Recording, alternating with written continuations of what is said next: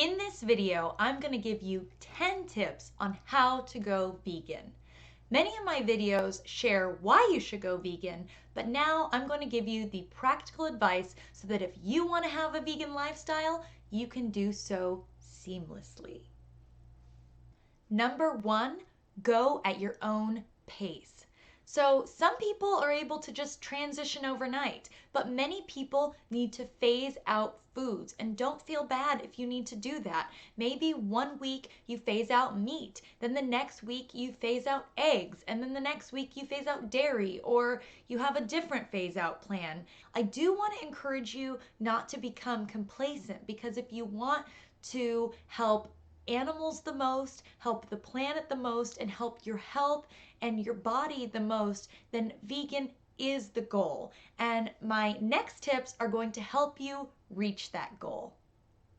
Tip number 2 is to follow organizations and people that are already vegan. So maybe you listen to some vegan podcasts, or maybe you follow vegan Instagrammers or a vegan Facebook page, or you subscribe to this channel. Click the subscribe button below so that you can see more of my videos, and you feel a sense of community. You're not the only one out there. Maybe you don't know any vegans, or maybe you live in a very vegan unfriendly area that doesn't have a ton of options like other areas.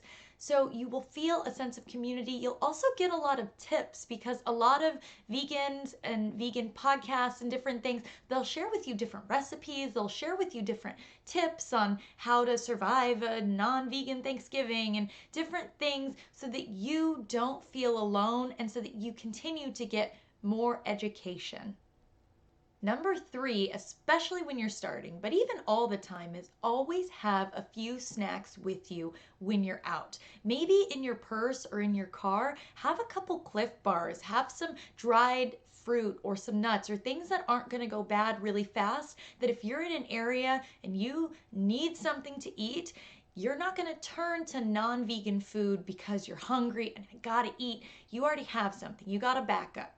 So always have something when you're out, so that if you get in a situation where you need to have food and there's no vegan food there, that you have something that you can munch on so that you don't get too hungry, that you stop your goal. Along with that same tip, and along with phasing stuff out, if you fall off the wagon and if you have something that's not vegan, that doesn't mean that you can't continue on your vegan journey. None of us are perfect. And I myself, throughout this vegan journey, have totally on accident eaten something that had egg in it. I just stopped eating it and didn't beat myself up, and I just moved on. We don't live in a perfect world. Just do your absolute best. Number 4 is remind yourself why you're going vegan in the first place. Are you going vegan for the animals? Are you going vegan for health? Are you going vegan for the planet? Are you going vegan for all of those reasons? Remind yourself why you're going vegan, and also look at the reasons maybe that you didn't think of why to go vegan. Maybe you started going vegan for animals, and then you're like, I'm interested in learning about the health and the planet, and knowing all of those things will help you on your goal to, I think it is the right thing that I want to do. Number 5 is to gather up delicious recipes. There are so many vegan YouTubers. There are so many recipes on Pinterest. There's so many different cookbooks. You will not have an end to all the vegan cooking that you can do. So gather up some delicious recipes, gather up some easy recipes, gather up some staple recipes when you're just not feeling like doing a lot of cooking, that you can turn to, and I just want to make this really easy meal, or I just want to make this really easy snack. Gather up some delicious vegan recipes so that you don't have a shortage of variety.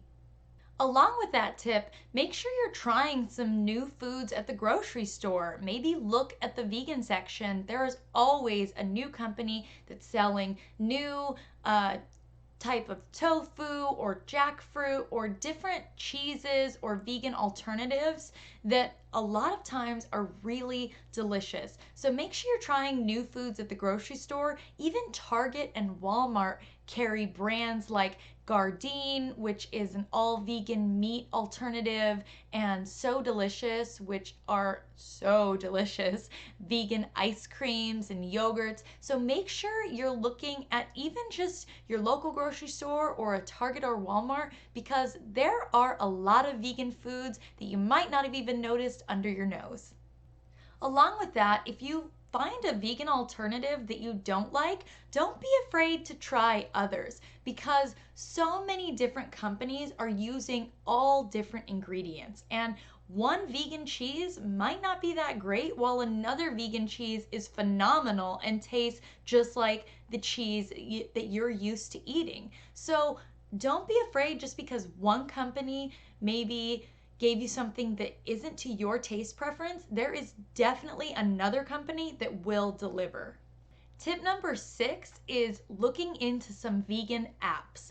So there's vegan apps out there that are totally helpful. There's Happy Cow there that will tell you about different restaurants that are vegetarian and different restaurants in your area that are vegan. So that will help a lot. There's also an app that I personally love called Is It Vegan? And it's an app that when you open it, you're able to take a picture of the barcode, and a lot of times it's able to register if that particular food item is vegan based on its ingredients. So you don't have to sit there and be rifling through the ingredients list, but it will actually tell you right away this thing is most likely vegan, or it definitely is vegan, or it's most likely not even vegan or vegetarian, and it will tell you the specific ingredients that made it not vegetarian or not vegan. So that app helps a lot. Tip number 7 is to go to a vegan meetup or fair. So there are vegan Facebook groups that will have different vegan meetups, and people in those groups sometimes are seasoned vegans and sometimes are brand new vegans, but you get to learn all this together. Vegan fairs are popping up all over the place. So veg fests, unless they state otherwise, as far as I know, most veg fests are fully vegan. And so when you go, all the different vendors are vegan. And what's nice is that a lot of times the different vendors, they want you to buy their food in store at a time, like later from the veg fest. So they will give you samples and you get to try different vegan cheeses or different vegan milks or different vegan meat alternatives, and then I really liked that, I'm gonna buy that next time I'm in the store because they sell it at Sprouts or Whole Foods or whatever. Or I didn't like that, so I'm gonna make sure I don't buy that in the future, and then you don't waste your money. So vegan fairs are a great way. You also don't feel alone, because at vegan fairs, whether everyone there is vegan or not, which most of the time at vegan fairs there's at least one person there that's not vegan.